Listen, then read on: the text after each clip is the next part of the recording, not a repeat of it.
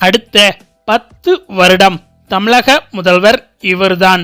பிரபல ஜோதிட சிறுவன் துல்லிய கணிப்பு. கடும் உற்சாகத்தில் திமுகவினர். அதாவது தமிழக அரசியல் களம் என்பது தற்போது பரபரப்பாக இயங்கிக் கொண்டிருக்கிறது. ஒரு பக்கம் திமுக கூட்டணி என்பது யானை பலமாக இருக்கிறது. மறுபக்கம் அதிமுக கூட்டணி என்பது ஓரளவுக்கு தான் பலமாக இருக்கிறது.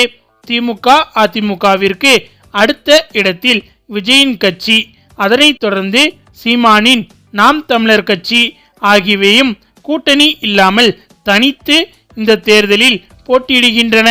மேலும் இந்த தேர்தலை பொறுத்தவரையில் வெற்றி என்பது திமுக அல்லது அதிமுக என்ற இந்த 2 கூட்டணிகளில் ஒன்றுக்குத்தான் என்று சொன்னாலும் கூட அதை நிர்ணயிக்கக்கூடிய இடத்தில் விஜயின் கட்சியும் சீமானின் கட்சியும் இருக்கிறது. விஜயும் சீமானும் அதிமுகவின் ஓட்டை அதிகமாக பிரிக்கப் போகிறார்களா அல்லது திமுகவின் ஓட்டை அதிகமாக பிரிக்கப் போகிறார்களா என்பதை பொறுத்துதான் திமுக வெற்றி பெறுமா அல்லது அதிமுக வெற்றி பெறுமா என்பது அடங்கி இருக்கிறது. எனவே என்னதான் விஜயின் கட்சியும் சீமான் கட்சியும் இந்த தேர்தலில் வெற்றி பெறக்கூடிய வாய்ப்புகள் 1% கூட இல்லை என்றாலும் கூட இவர்களுக்கு விழப்போகும் ஓட்டுக்கள் தான் திமுக அதிமுக என எந்த கூட்டணி ஆட்சியை பிடிக்கப் போகிறது என்பது முடிவாக இருக்கப் போகிறது. எனவேதான் திமுக அதிமுகவை தாண்டி விஜயின் கட்சியின் மீதும் சீமானின் கட்சியின் மீதும் பொதுமக்களின் கவனம் என்பது அதிகமாக இருக்கிறது. அது மட்டுமில்லாமல் இதில் சீமானின் கட்சியை விட விஜயின் கட்சி மீதுதான் ஒட்டுமொத்த தமிழக மக்களின் கவனமும் இருக்கிறது. இந்த தேர்தலில் விஜய் எத்தனை தொகுதிகளில் வெற்றி பெறுவார்? அவரால் முதல்வராக முடியுமா? அவர் நிற்கும் தொகுதியில் அவரால் வெற்றி பெற முடியுமா? ஒட்டுமொத்த தமிழகத்தில் அவரால் எத்தனை சதவீதம் வாக்குகளை வாங்க முடியும் என்று பல எதிர்பார்ப்புகள் தமிழக மக்கள் அனைவரிடமும் இருக்கிறது. எனவே இந்த தேர்தல் என்பது விஜயை மையப்படுத்திதான் இருக்க போகிறது என்பதுதான் பெரும்பாலானவர்களின் கருத்தாக இருக்கிறது. அதே சமயம் இந்த சட்டமன்ற தேர்தலில் வெற்றி பெற்று தமிழகத்தின் அடுத்த முதல்வர் யார்? ஸ்டாலினா எடப்பாடியா என்ற கேள்விதான் அனைவரின் மனதிலும் இருக்கிறது. முதல்வர் ரேஸில் விஜயோ சீமானோ கிடையாது. அதன் காரணமாக தற்போது இந்த தேர்தலில் திமுக வெற்றி பெற போகிறதா அல்லது அதிமுக வெற்றி பெற போகிறதா என்ற எதிர்பார்ப்பு அதிகரித்து வருகிறது. இதற்கு பதில் தேடும் விதமாக சமீபத்தில் நிறைய கருத்து கணிப்புகளும் வெளியாகி வந்தது.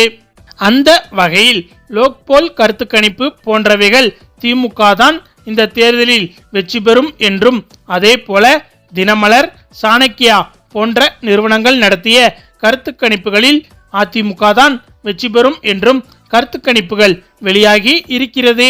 இதில் மிகவும் கவனிக்க வேண்டிய கருத்து கணிப்பு என்றால் தினமலர் மற்றும் சாணக்கியா நடத்திய கருத்து கணிப்பை சொல்லலாம். இந்த நிறுவனங்கள் அதிமுக பாஜகவுக்கு சாதகமாக செயல்பட்டு வருகிறது என்று கூறினாலும் கூட இவைகளின் கருத்து கணிப்புகள் இதற்கு முன்பு வரையிலும் துல்லியமாக இருந்திருக்கிறது என்பதையும் மறுக்க முடியாது.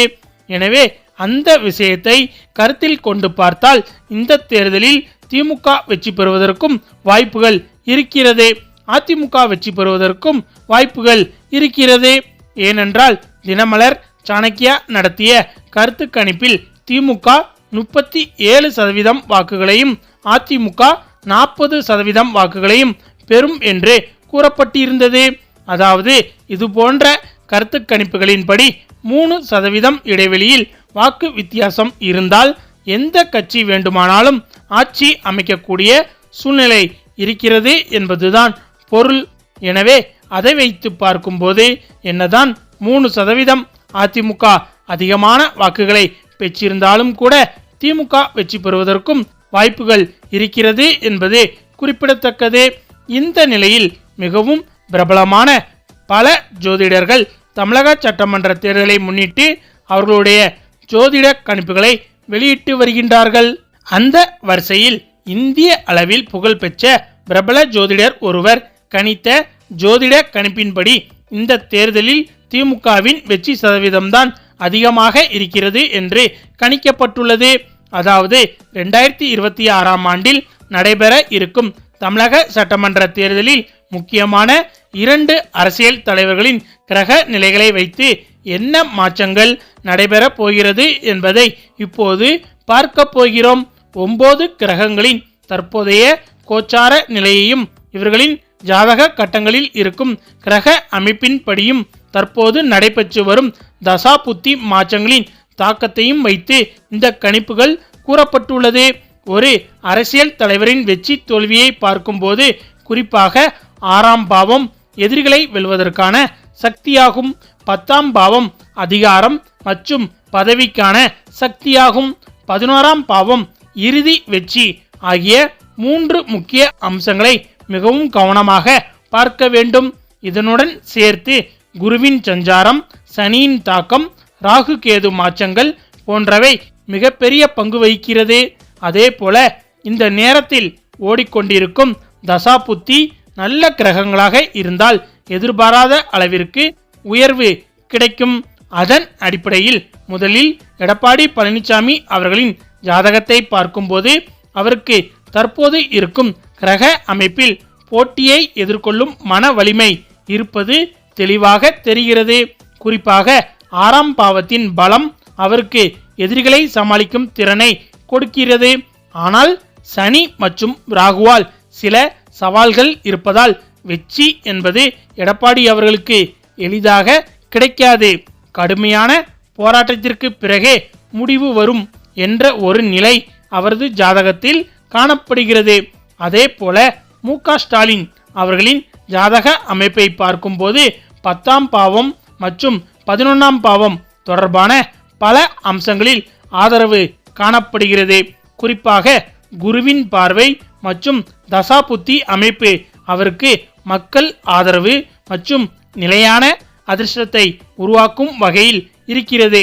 ஆனால் சனி தொடர்பான சோதனைகள் இருக்கின்றன என்பதால் இறுதி முடிவு வெளிவரும் வரைக்கும் உறுதியாக கூற முடியாத நிலை காணப்படுகிறது.